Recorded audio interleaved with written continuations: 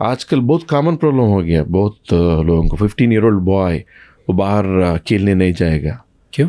Swimming करने नहीं जाएगा क्योंकि उसको मेल बूब्स आने लगा, मेल ब्रेस्ट जैसा। That is abnormal growth of normal सा फैट टिश्यू और जब ग्लैंड टिश्यू रहता ब्रेस्ट के अंदर, वो मर्द को थोड़ा फीमेल जैसा ब्रेस्ट जैसा मेल बूब्स बोलते हैं उसको। That is गायनेकोमास्टिया।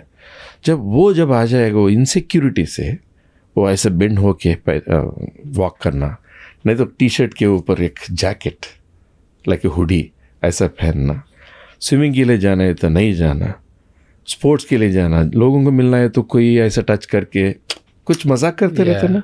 सो उससे इन्फीरियर होके बाहर जाना, बाहर मिलना बहुत कम करेगा। आजकल गायनेकोमास्टिया बहुत ज़्यादा हो गया।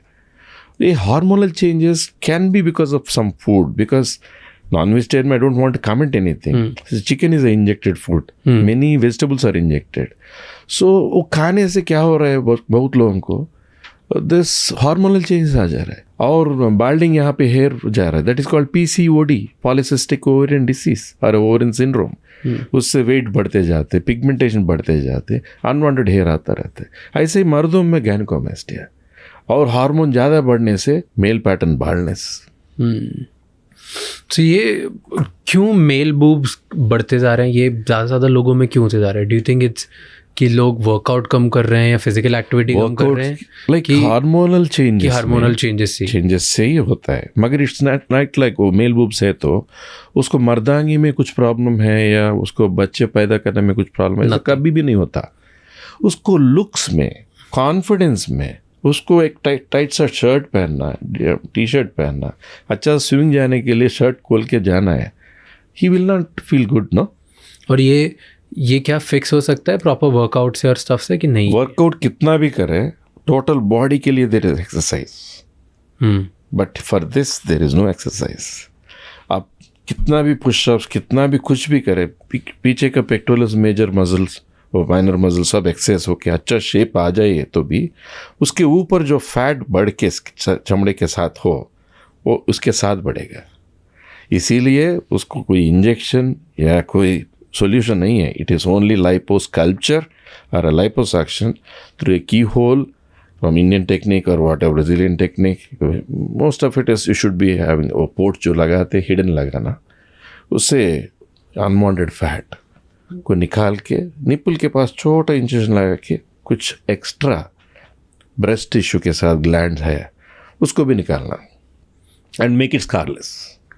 Okay, let's go deep into this and explain me treatment क्या होता है। तो यू आर टेलिंग मी कुछ भी वर्कआउट कर ले कैसे भी होता है, अगर ये एक्स्ट्रा फैट बन गया, मेल बूब्स हो गए तो हटता नहीं। तो इसको एक कोई ना कोई प्रोसेस या ट्रीटमेंट के थ्रू हटाना पड़ेगा। Yes. Okay, and first you said कि 15-year-old, तो क्या 15 साल के बच्चे भी ट्रीटमेंट्स करा सकते हैं?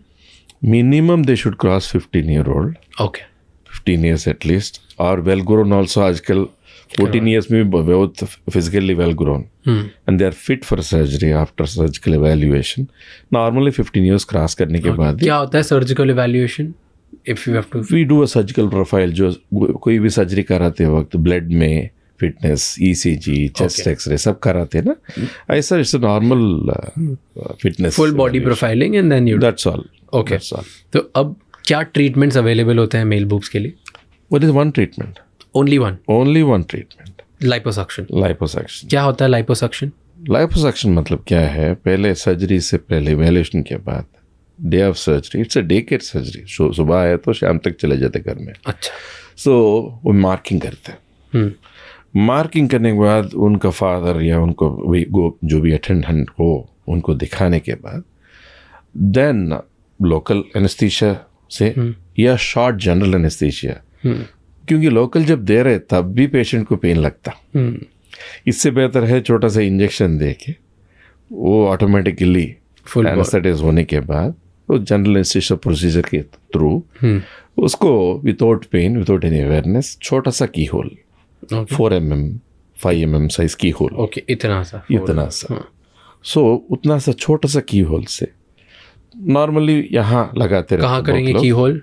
की hole will be in this part below the chest area. Okay, वो फोल्ड के पास या वो कर्वेचर के पास, वहाँ से जाके पूरा फैट को हटाना एक टेक्निक है। और श्रीरूप कॉस्मेटिक क्लिनिक्स में हैदराबाद में हम यहाँ का फोल्ड से जाके यहाँ से पूरा निकाल के, so that there is no scar. और कैसे निकालते, मतलब is it sucking? It is sucking with liposuction machine. There are many types of machine. क्या सक करता है वो? फैट करता है, ग्लैंड? क्या करते हैं उसमें, की होल से पहले कैनुला रहता, कैनुला लंबा सा कैनुला, उसको छोटा छोटा होल्स रहता, एक सलाइन फ्लूइड में ये फैट ब्रेकिंग लिक्विड, थोड़ा एनेस्थेटाइजिंग लिक्विड, थोड़ा एड्रेनालिन, थोड़ा सा, थोड़ा लिग्नोकैन, ब्यूपिवैकिन, ऐसे थोड़ा मिक्स करने के बाद सर्जन के हिसाब से थोड़ा मिक्सचर का चेंज रहता। कुछ लोग हाइलोनिडेज बोल के फैट ब्रेकिंग वाला भी मिक्स करते हैं। सो जब वो key hole through when we go to this area और थोड़ा थोड़ा वो फ्लूइड वहाँ छोड़ रहा है, वहाँ फैट के बीच में जाएगा। जाने के बाद that fat starts to dissolve a little. तब यही की होल से वो कन्वेंशनल लाइपोमिशन हो या वेजर लाइपोमिशन हो या कुछ भी वॉट एवर इट इज, सो ऐसा मशीन से वो कैनुला को बड़ा होल्स रहता, बाहर suction pressure 800 millimetres of mercury suction machine रहता। सो वहाँ से फैट पूरा निकालते निकालते यहाँ का फैट गया, ये फ्लैट हो गया, यहाँ का फैट हो गया, पूरा ये सब फैट निकालने के बाद we touch it only skin muscle के ऊपर। Okay, so excess fat, excess gland जो है चला गया ऑलमोस्ट, थोड़ा सा ग्लैंड बच गया, तब वेबस्टर्स प्रोसीजर बोल के यहाँ पे निपुल के पास, निपुल के एड्ज में, सो फ्यूचर में वहाँ स्कार भी नहीं दिखना, ऐसा कुछ लोग डिफरेंट उसमें टेक्निक्स है, उससे अंदर जाके छोटा सा कट से वहाँ के एक्सेस ग्लैंड को निकाल के then we close and then put plastering. वो जाएगा नेक्स्ट डे से अच्छा सा बनियन पहन के उसके ऊपर एक कंप्रेशन गारमेंट, वो एलास्टेबल हुक एंड जिप जैसा गारमेंट रहता, शर्ट के अंदर पहन के सेकेंड डे से वो बाहर जाएगा। Only heavy exercises are not allowed for a month. और उसके बाद normal work from first day, waterproof plaster from the first day, so इसीलिए आप नहा सकते सेकेंड डे से। कुछ ब्रूजिंग जैसा दिखेगा, वो ब्रूजिंग को ब्रूजिंग क्रीम देगा, दैट्स इट। और वो 1 महीने में sort, one day is sorted out. Post bruising for a week or 10 days. थोड़ा टाइटनेस आए तो ऑयल से मसाज करना और गारमेंट पहनना 2 महीने तक। मुझे नहीं पता था मेल बूब्स इतनी बड़ी प्रॉब्लम है। It's a very big problem. Actually बड़ी problem. Very big problem, Raj. See, people they may be around us also. हाँ. If you are in some community, in your own community there may be many people varying from 15 years till 30 years, 40 years. If not addressed, that's for a lifetime also, no? Okay. So many people doesn't express. They don't go to sport. They don't show up their body. They don't go to the gym. डर के बैठे रहते हैं। बैठने से और वो बढ़ता है, बॉडी भी बढ़ता है, inferior complexity बढ़ता है। They don't go into the people. And opposite sex में से फीमेल जैसा हार्मोन्स बढ़ते जा रहा है, टीन में आ रहा है, they feel like talking to women or whatever it is, no? Like how it happens to everybody. उनको लगता हुए भी वो कम कर देते because they feel that they have that problem. बहुत लोगों को मालूम नहीं कि it is a simply solvable problem. It is there everywhere. And it's not even like a big problem. मतलब it's okay, it's normal. Yes. होता रहता है लोग। Yes. And I've seen, मतलब मैंने देखा है, थोड़ा बहुत देखा है, ज़्यादा नहीं, कुछ लोगों पे बचपन में या अभी भी, तो छोटे बच्चे मेरी बिल्डिंग में भी ऐसे करते हैं कि ऐसे चलते टच कर देंगे और फनीली क्या करते हैं, ऐसा टच करना क्या रहे ऐसा।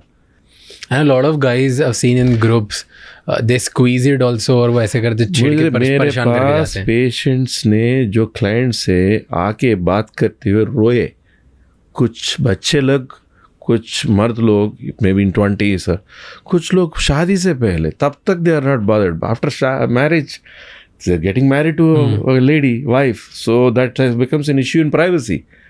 तब करने के लिए आते कुछ लोग, टीनेज में पेरेंट्स आर रिकग्नाइजिंग आजकल ऐसा टच करना कुछ बहुत इंसल्टिंग रहता है। So they become inferior. अगर ऐसे और भी बहुत इंसाइटफुल शॉर्ट्स और क्लिप्स देखनी है तो इस चैनल को सब्सक्राइब कर लो.